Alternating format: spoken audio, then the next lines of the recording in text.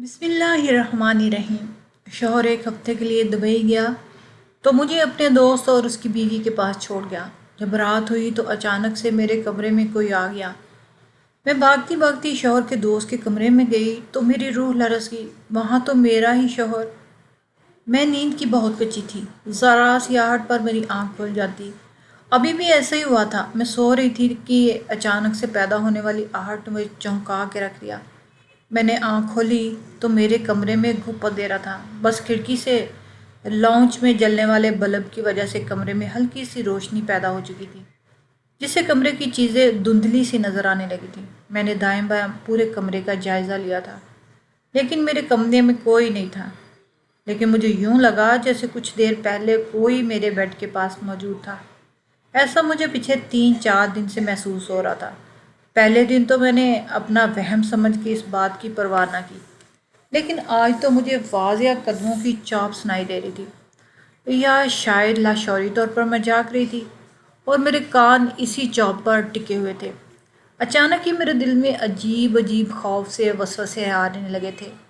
نہ یہ میرا گھر تھا اور نہ ہی یہاں میں اپنی مرضی سے آئی تھی اور نہ ہی رہ رہی تھی، یہ میرے شوہر کے دوست کا گھر تھا۔ دبئی سے پہلے میری تنہائی کا سوچ کر کہنے لگے کہ تم میرے دوست کے گھر چلی جاؤ، میں بس 8-10 دن میں ہی واپس لوٹ آؤں گا۔ یہاں تم اکیلی گھر میں رہو گی تو میرا سارا دھیان تمہاری طرف رہے گا، میں تو اپنا کام بھی ٹھیک سے نہیں کر پاؤں گا۔ میں بھی اس کی بات مان گئی، کیونکہ دن تو جیسے تیسے گزر جاتا، لیکن رات کو اکیلے گھر میں سونا بہت معنی رکھتا تھا۔ تو اور میں تھی بھی بہت ڈرپوک قسم کی لڑکی، آہٹ سے بھی ڈر جاتی تھی۔ جب میں اپنے شوہر کے ساتھ ان کے دوست حامد کے گھر آئی تو ان دونوں میاں بیوی نے بڑے پراتفاق طریقے سے ملے تھے۔ حامد بھائی کی بیوی بہت ملنسار عورت تھی، ان کے 2 چھوٹے چھوٹے بچے بھی تھے۔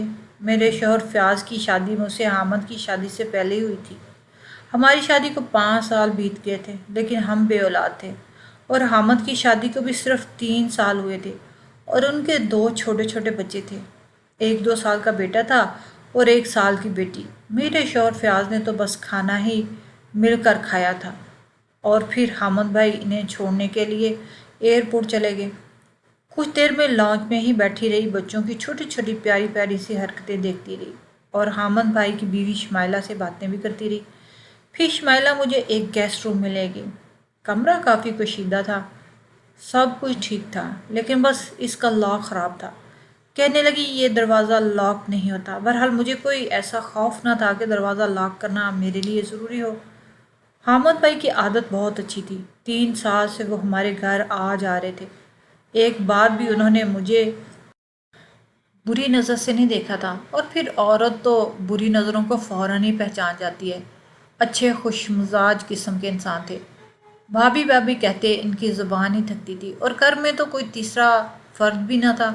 میں نے کہا کوئی بات نہیں، آپ فکر نہیں کریں، میں بھی دن بھر کی تھکی ہوئی ہوتی ہوں، فیاض کی ساری تیاری میں نے کروائی ہے، پیکنگ ویکنگ ہر چیز میں نے کی ہے، اور وہ بہت نفاست پسند قسم کے انسان ہے، لیکن کسی کا جھوٹا رومال بھی استعمال نہیں کرتے، اس لیے الگ سے تولیہ، رومال، کپڑے، نائٹ سوٹ، ہر چیز میں نے رکھی۔ کہتے تھے کہ مجھے استعمال شدہ چیزوں سے سخت نفرت ہے۔ شادی کو 5 سال ہو گئے تھے اور میرے شوہر نے آج تک کبھی ایک پلیٹ میں میرے ساتھ کھانا بھی نہیں کھایا تھا اور نہ کبھی ایک گلاس پانی پیا تھا۔ وجہ یہی تھی کہ ان کے مزاج میں یہ بالکل بھی نہیں تھا، حالانکہ اکثر ان کا چھوڑا ہوا کھانا میں ہی کھا لیتی۔ بہرحال شروع میں تو مجھے یہ سب دیکھ کے بہت الجھن سی ہوتی، لیکن پھر میں ان کی باتوں کی عادی ہو چکی تھی۔ فیاض جب بھی دبئی کے ٹور پر جاتے تو مجھے مائکے چھوڑ دیتے، لیکن اس بار میرے والدین عمرے پہ گئے ہوئے تھے، مائکے میں کوئی نہیں تھا۔ میرے 2 ہی بھائی تھے اور دونوں بیرون ملک میں رہتے تھے اور وہیں پر اپنی بیوی بچوں کے ساتھ سیٹل تھے، اس لیے اس بار مجھے حامد بھائی کے گھر چھوڑ گئے۔ لیکن پہلی ہی رات جب میں اس کمرے میں سوئی تو مجھے لگا جیسے کمرے میں کوئی آدھی رات کو آیا ہے۔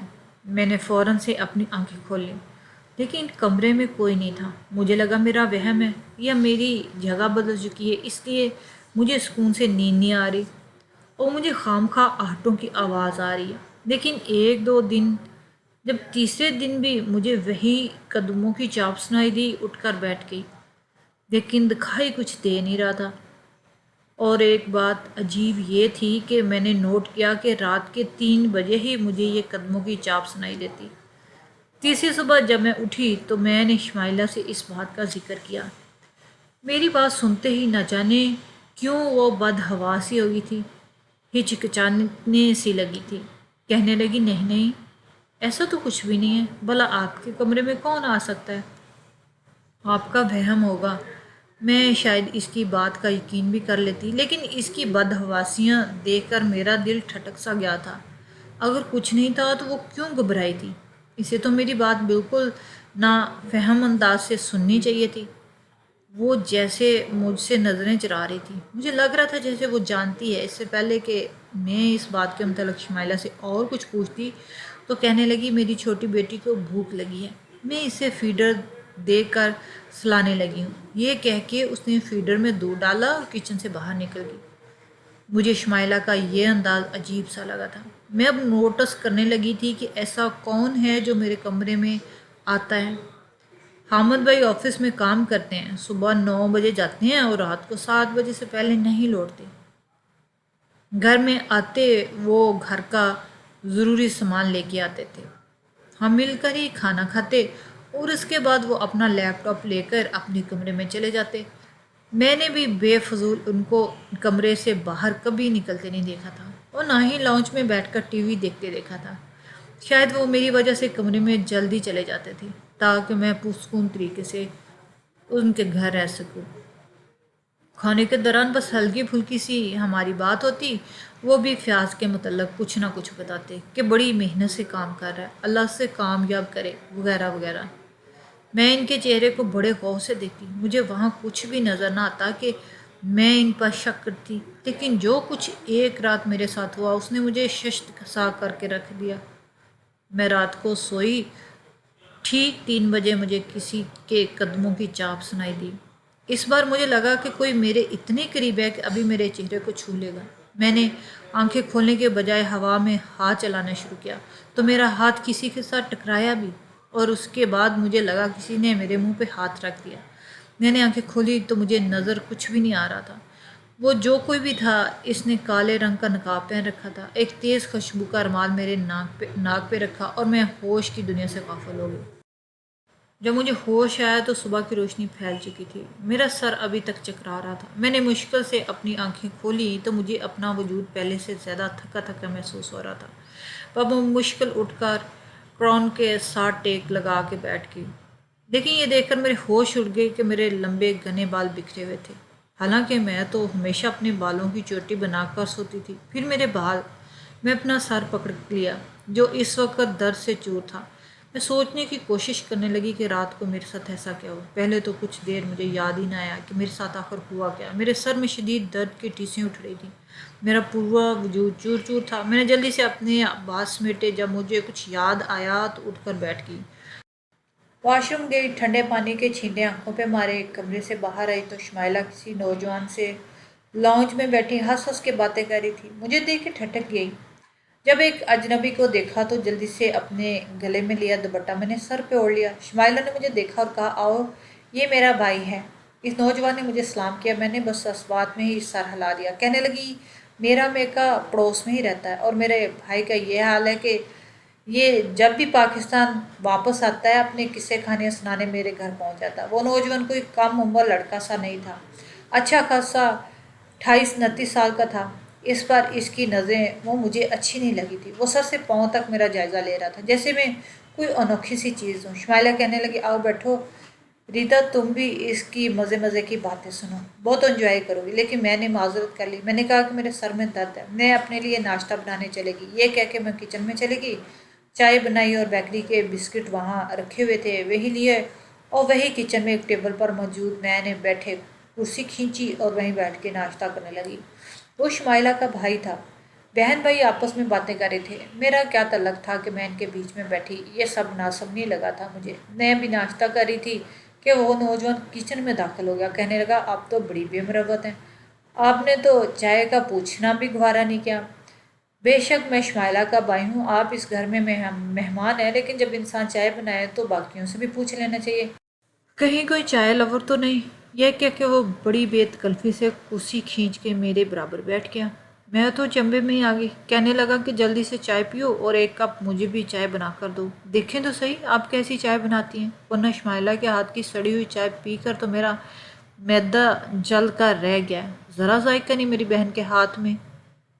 وہ نہ جانے کیوں مجھ سے بے تکلف ہونے کی کوشش کر رہا تھا۔ بہرحال میں نے اپنا ناشتہ ختم کیا اور اس کے لیے چائے اسٹو کے اوپر رکھ دی، لیکن وہ بدتمیز سا نوجوان میرے پاس آ کر کھڑا ہو گیا، کہنے لگا آپ کیا گونگی ہیں؟ دیکھیں مجھے گونگی لڑکیوں سے بڑا ڈر لگتا ہے۔ وہ یوں خوفزدہ ہو رہا تھا، شاید خوفزدہ ہونے کا ڈرامہ کر رہا تھا کہ اسے واقعی مجھ سے بڑا خوف محسوس ہو رہا۔ میں نے کہا جی نہیں، میں گونگی نہیں ہوں، لیکن بلا وجہ اجنبیوں سے مجھے بے تکلف ہونا بالکل پسند نہیں۔ میرے دو ٹوک جواب پر اس کو سمجھنا چاہیے تھا کہ میں اسے بات نہیں کرنا چاہتی، لیکن وہ شاید ڈھیٹ تھا، پوری آنکھیں حیرت سے پھیلا کر مجھے دیکھنے لگا۔ اس نے تعجب سے کہا اجنبی؟ پھر اپنے دائیں بائیں دیکھ کے کہنے لگا کون ہے یہاں پہ اجنبی؟ پھر اپنی طرف اشارہ کر کے پوچھنے لگا میں؟ آپ بھی کمال کرتی ہیں ریدا، میں کوئی اجنبی تھوڑی ہوں، میں تو آپ کا اپنا ہوں اگر آپ سمجھیں تو۔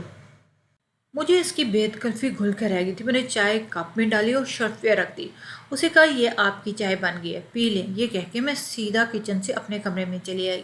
مجھے خام خواہ کے مراسم بڑھانے کی بالکل بھی عادت نہیں تھی، وہ بھی لڑکوں سے۔ فیاض کے دوستوں میں بس ایک حامد بھائی تھے جس سے میں ذرا بات چیت کر لیتی تھی، لیکن وہ بھی بہت کم۔ اب بھی باہر لاؤنج سے شمائلہ اور اس کے بھائی کے ہنس ہنس کے باتیں کرنے کی آوازیں آ رہی تھی۔ میں نے فیاض کو کال کرنے لگی، کیا کام ہے؟ اس وقت آفس میں ہوں۔ میں نے کہا تم کب واپس آؤ گے؟ کب ختم ہوگا تمہارا کام؟ میں کب تک کسی دوسرے کے گھر میں پڑی رہوں گی؟ میری بات سن کر فیاض کہنے لگی کیا بات ہے، کوئی بات ہوئی ہے؟ ریدا مجھے تم سے یہ توقع ہرگز نہیں تھی کہ تم اشمائلہ سے لڑ سکتی ہو، کیا بات ہوئی ہے؟ فیاض سمجھ گیا کہ میری اشمائلہ کے ساتھ شاید کوئی انبن ہو چکی ہے۔ میں نے کہا فیاض کوئی بات نہیں ہوئی، لیکن مجھے اپنے گھر جانا ہے، آپ جلدی سے اپنا کام ختم کریں اور بس واپس آ جائیں۔ کہنے لگے کہ اچھا کوشش کروں گا، لیکن 8-10 دن سے پہلے تو یہ ممکن نہیں ہے۔ تم میری مجبوری کو سمجھو، اگر یہ پروجیکٹ میرا کامیاب ہو گیا تو بیارے نیارے ہو جائیں گے۔ میں نے غصے سے فون بند کر دیا۔ مجھے اب تک یاد نہیں آ رہا تھا کہ رات کو میرے ساتھ کیا ہوا تھا، لیکن مجھے یہ یقین ہو گیا تھا کہ کوئی نہ کوئی واقعہ میرے کمرے میں آتا ہے۔ فیاض واپس آئے تو میں اپنے گھر جاؤں۔ میں ایک بہت بڑی الجھن کا شکار ہو گئی تھی، اور اب جب میں سونے کے لیے لیٹی تب جا کر مجھے یاد آیا کہ مجھے تو کسی نے بے ہوش کیا تھا، اور پھر صبح یہ سوچ کر ہی میرا دل دہلک گیا تھا، کون ہے جو ایسی حرکت کر سکتا ہے کہ مجھے رات کو بے ہوش کرتا ہے؟ میرے سارے شک و شبہ یقین میں بدل چکے تھے، اور اب تو مجھے اس کمرے سے خوف سا محسوس ہو رہا تھا۔ میں نے سوچا کہ آج لائٹ جلا کر سوں گی تاکہ جو کوئی بھی ہو مجھے نظر آ جائے۔ میں نے کمرے کی لائٹ جلا دی، لیکن مصیبت یہ تھی کہ مجھے روشنی میں نیند نہیں آتی تھی۔ میں نے زبردستی اپنے آنکھیں بند کر لی، لیکن سونے کی کوشش نہیں کی تھی۔ پھر جو رات کو میرے ساتھ ہوا وہ دل دہلا دینے کے لیے کافی تھا۔ ٹھیک رات کے 3 بجے تک میں جاگتی رہی کہ مجھے لگا کہ جیسے میرے کمرے کا دروازہ کھلا ہے، کیونکہ لاک تو خراب تھا، اور پھر کوئی اندر داخل ہوا۔ اس بار میں نے قدموں کی چاپ سنتے ہی آنکھیں کھولیں۔ جیسے میں نے سامنے دیکھا تو میرے ہوش اڑ گئے تھے۔ شمائلہ کا بھائی میرے سامنے کھڑا تھا، میرے کمرے میں ادھر ادھر دیکھ رہا تھا۔ میں اٹھ کر بیٹھ گئی۔ میں نے کہا تم میرے کمرے میں کیا کر رہے ہو؟ کہنے لگا میں آپ کے کمرے میں کسی کو آتے دیکھا تھا۔ کہاں ہے وہ شخص؟ وہ میرے کمرے میں پردوں کے پیچھے دیکھنے لگا۔ میں نے کہا تمہاری ہمت کیسے ہوئی میرے کمرے میں اس وقت آنے کی، اور تم کیا یہ جھوٹ بہانے بنا رہے ہو؟ مجھے حیرت سے دیکھنے لگا، کہنے لگا مجھے کیا ضرورت پڑی ہے بھائی بہانے بنانے کی؟ میں نے کہا تم ہی میرے کمرے میں روز آتے ہو، تم 4-5 دن سے اس کمرے میں آتے ہو۔ میں تمہارے قدموں کی چاپ سن رہی تھی، اور آج جب میں نے تمہیں پکڑ لیا اور تم بہانے تراش رہے ہو، شرم نہیں آتی تمہیں؟ میرا لہجہ بہت بلند ہو چکا تھا۔ سامنے حامد بھائی اور شمائلہ کا کمرہ تھا۔ شمائلہ کمرے سے باہر آ گئی، اپنے کمرے سے باہر نکل کر شمائلہ کے پاس کھڑی ہوگی۔ میں نے کہا دیکھ لو اپنے بھائی کی حرکتیں، یہ روز میرے کمرے میں آتا ہے، اور کل تو اس نے حد ہی کر دی تھی۔ کل اس نے کلوروفارم رومال میں لگا کر میرے ناک پہ لگا دیا اور میں بے ہوش ہو گئی۔ اب اسے پوچھو کہ یہ کیوں میرے کمرے میں آیا تھا، ورنہ میں تو اسے سیدھا پولیس کے حوالے کر دوں گی۔ شمائلہ یہ سن کر دنگ سی رہ گئی تھی۔ اس کا بھائی مجھ پر چلانے لگا، کہنے لگا یہ جھوٹ بول رہی ہے، میں تو کل ہی تمہارے سامنے پاکستان سے لوٹ کر واپس آیا ہوں، اور آج باتیں کرتے کرتے رات کو 2 بج گئے، اسی لیے لاؤنج پر ہی صوفے پہ لیٹ گیا۔ अभी मैंने ज़रा आंख बंद की ही थी कि मुझे लगा जैसे कोई काले रंग का लिबास पहने इनके कमरे में गया। मैंने तो चोर समझकर बचाया, मुझे क्या पता था कि उल्टा मुझ पर इल्ज़ाम लगा देगी। शुमाइला, मुझे लगता है कि इस औरत का किसी और के साथ चक्कर है। ये वाकई किसी गैर मर्द को बुलाती है, और जब मैंने इसकी चोरी पकड़नी चाहिए तो ये उल्टा मुझ पर ही बरस रही है ताकि मेरा ध्यान वहाँ से हट जाए। इसकी ये बात सुनकर मुझे गुस्सा आने लगा। फिर यासर कहने लगा, तुमने ये कौन से ऐरे गैरे को घर में बिठा के रखा है? शमाइला, ये मोहतरमा कौन है? कैसी? इसका यही कहना था कि शमाइला इस पे चिल्लाने लगी और कहने लगी, जाओ तुम यहाँ से, ये हमारी मेहमान है और हमारी मेहमान की इज्जत करना हमारा फ़र्ज़ है, तुम निकलो यहाँ से। मैं भी बिफर कर बोली। मैंने कहा, ऐसे कैसे निकलो? ये शख्स झूठा है, ये न जाने 4-5 दिन से मेरे कमरे में क्या करने आता है, मैं तो इसे पुलिस के हवाले कर दूँ। शमाइला ने आगे मेरे हाथ जोड़े और कहने लगी, खुदा के लिए पुलिस को मत बढ़ाओ, मेरा भाई ऐसा नहीं है, वो तो कल ही पाकिस्तान से लौट कर वापस आया, तुम्हारे कमरे में कौन आता है कौन नहीं हम नहीं जानते। जब यासर ये कह रहा है कि उसने तुम्हारे कमरे में किसी को आते देखा है, तो हो सकता है कि कोई साया हो या तुम्हें कोई मुगालता लगा हो, वो किसी गलत फहमी के बिना पर तुम्हारे कमरे में आया हो। ये बात सुन के यासर कहने लगा, कैसी गलत फहमी? शमाइला, मैं सच कह रहा हूँ, वाकई इस औरत के कमरे में कोई आया था। मैं इस शख्स का पीछा करते हुए इस कमरे में आया हूँ और इसके कमरे की लाइट भी ऑन थी। मैं अभी इधर उधर ही देख रहा था कि ये मोहतरमा उठ गई और शुरू हो गई। मैंने कहा, तुम अपने गुनाह को छुपाने की कोशिश मत करो। शमाइला हम दोनों के झगड़े को देखकर अपना सार पकड़ के बैठ गई। कहने लगी, खुदा के लिए दोनों चुप हो जाओ, यहाँ से तुम यहाँ से जाओ। यासर मुझे घूरते हुए घर से बाहर निकल गया। शमाइला कहने लगी, देखो ये ऐसा वैसा लड़का नहीं है, ठीक है इसकी हंसी मजाक की आदत है, लेकिन वो तुम्हें बिल्कुल भी वैसा नहीं समझता जैसा कि मुझे, बिल्कुल अपनी बहन की तरह। तुम इसके लिए कोई भी गलत गुमान अपने दिल में मत लाओ। मैंने कहा, गलत गुमान? मैंने इस दिन की सारी बातें शमाइला को बता दी कि कैसे मेरे नाक पर क्लोरोफॉर्म सूंघा कर मुझे बेहोश किया गया। जब सुबह मैं उठी तो मेरे बाल खुले हुए थे, बिखरे हुए थे, और जब मैं बाहर आई तब यही तुम्हारे साथ बाहर बैठा हुआ था। इससे पहले तो बस मुझे कदमों की चाप ही सुनाई देती थी।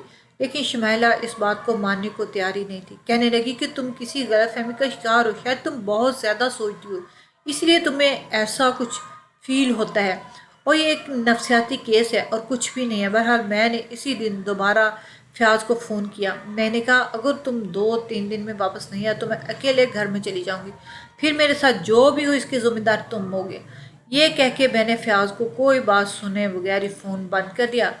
इसी रात मैं जब कमरे में सोई तो फिर से मुझे लगा जैसे कुछ साया मेरे कमरे से बाहर निकला है।